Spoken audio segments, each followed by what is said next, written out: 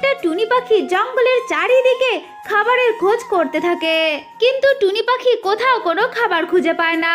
এই জন্য টুনি পাখি ভীষণ ক্লান্ত হয়ে পড়ে, আর ক্লান্ত হয়ে একটা ডুমুর গাছের উপরে গিয়ে বসে পড়ে। তখন টুনি পাখি দেখতে পারলো টুনি যে গাছের উপরে বসে আছে সেই গাছে অনেক ফল ধরেছে।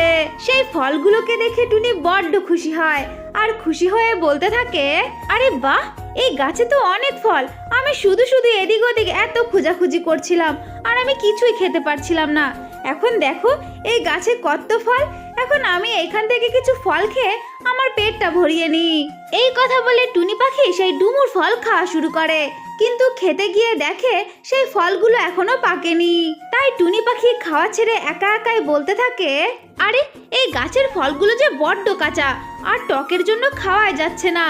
আমি একটা কাজ করি, এখানে কিছুক্ষণ বসে থাকি, এই ফলগুলো যখন পাকবে আমি তখন খেয়ে নেব।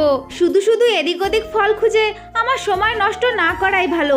আমি এখানে বসে থাকি, যখন এই ফলগুলো পাকবে আমি তখন খেয়ে নেব। টুনি পাখি যখন ওই গাছের উপরে বসে বসে এইসব কথা বলছিল, ঠিক তখনই সেইখান দিয়ে একটা শেয়াল হেঁটে যাচ্ছিল।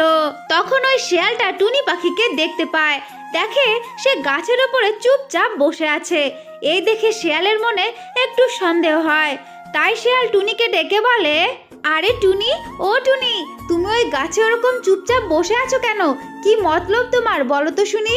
আরে শেয়াল যে, কোনো মতলব না, আমি এখানে বসে আছি এই ফলগুলোকে খাওয়ার জন্য, কিন্তু এই ফলগুলো খেয়ে দেখলাম বড্ড কাঁচা, তাই বসে আছি, যখন পাকবে আমি তখন খেয়ে নেব। আমার মনে হচ্ছে কিছুক্ষণের মধ্যে এই ডুমুর ফলগুলো পেকে যাবে, আর পেকে গেলেই এই ডুমুর ফলগুলোকে খেয়ে আমি আমার খিদে মিটিয়ে নেব। আরে টুনি পাখি, তুমি এ কি বলছো? তুমি তো বড্ড বলদ, এই ডুমুর ফলগুলো কখন পাকবে আর সে আশায় তুমি বসে আছো? তো বলছি টুনি, আদৌ কি এই ডুমুর ফলগুলো পাকবে আর তোমার খাওয়ার আশা কি পূর্ণ হবে?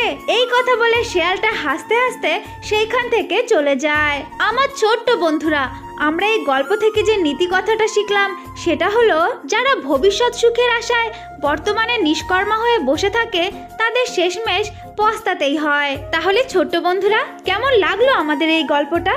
যদি ভালো লেগে থাকে তাহলে অবশ্যই লাইক করবে, আর এমন আরও ভিডিও দেখার জন্য আমাদের চ্যানেলটাকে অবশ্যই সাবস্ক্রাইব করে দেবে।